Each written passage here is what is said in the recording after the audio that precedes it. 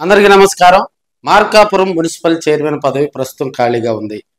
ఈ సంవత్సరం జూన్లో అక్కడ జరిగినటువంటి అవిశ్వాస తీర్మానం ప్రకటన అనంతరం అక్కడ చైర్మన్ పదవిని మరి ఎవరికి వరిస్తుందా అని ఆశగా అనేక మంది ఆశావాహులు ఎదురు చూసిన సందర్భాలు చూస్తూ ఉన్నాం.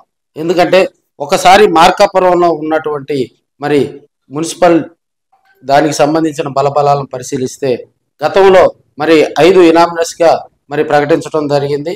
30 ఆడ కౌన్సిలర్ పోస్టులకు గాను 5 తెలుగుదేశం పార్టీ గెలవటం జరిగింది. మిగతావి వైసీపీ గెలుపొందడం జరిగింది. 2024లో కూటమి ప్రభుత్వం అధికారంలోకి రావడంతో అక్కడ మార్కాపురం మున్సిపాలిటీలో మరి అంచనాలు తారుమారయ్యాయి. కౌన్సిలర్లు కూడా మూకుమ్మడిగా దాదాపుగా 10 మంది కౌన్సిలర్లకు పైగా కూడా తెలుగుదేశం పార్టీ తీర్థం పుచ్చుకున్నారు. అంటే మనకి మెజార్టీ కౌన్సిలర్లందరూ కూడా ప్రస్తుతం తెలుగుదేశం పార్టీలో ఉన్నారు. అవిశ్వాస తీర్మానం ప్రవేశపెట్టే నాటికి కూడా మరి తెలుగుదేశం పార్టీలో 20కి పైగా కూడా కౌన్సిలర్లు ఉన్నారు. సో అది చూసుకొని జూన్ 11వ తేదీన మరి ఈ కౌన్సిలర్లందరూ కూడా మూకుమ్మడిగా మరి అవిశ్వాస తీర్మానానికి పిలుపునివ్వటం జరిగింది.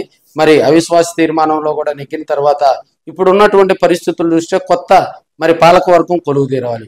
కొత్త చైర్మన్ మున్సిపాలిటీకి మరి అవిశ్వాస తీర్మానంలో అవిశ్వాస తీర్మానం అయిపోయిన తర్వాత మళ్ళీ కలెక్టర్ ప్రకటన తర్వాత కూడా కొత్త చైర్మన్ కొలువు తీరాలి. కొత్త చైర్మన్ సేవలను మార్కాపురం మున్సిపాలిటీలో మరి వినియోగించుకోవాలి.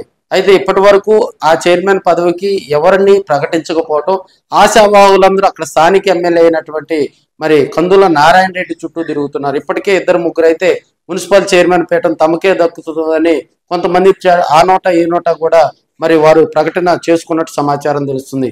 ఏది ఏమైనప్పటికీ మార్కాపురం మున్సిపల్ చైర్మన్ లేకపోవడం అక్కడ ఉన్నటువంటి కౌన్సిలర్లు ఇదే అదునుగా మరి మార్కాపురం మున్సిపల్ ఆఫీసులో కూడా అక్కడ కొన్ని వాళ్ళ పనులు చక్కబెట్టుకుంటున్నారని కూడా తెలియజేసుకోవచ్చు. అదేవిధంగా ఎందుకంటే చైర్మన్ పాలకవర్గం చైర్మన్ గనక ఉంటే మరి కొన్ని శానిటేషను అదేవిధంగా కొంత మార్కాపురం మున్సిపాలిటీలో ప్రోటోకాల్ ఇతర అభివృద్ధి సంక్షేమ కార్యక్రమాలు కూడా మరి ఒక పథకం ప్రకారం ముందుకు వెళ్తూ ఉంటాయి.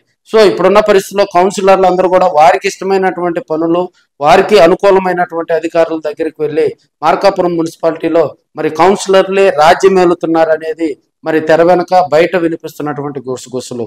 ఇప్పటికైనా కూడా మార్కాపురం మున్సిపాలిటీకి సంబంధించి ఒక మంచి ఉన్నతమైనటువంటి వ్యక్తిని చైర్మన్ పదవిలో కూర్చోబెడితే మున్సిపాలిటీలో కూడా చకచక శానిటేషన్ వర్క్లు అయితేమి ఇతర అభివృద్ధి సంక్షేమ కార్యక్రమాల్లో కూడా ప్రజల్లోకి తీసుకెళ్లాలి.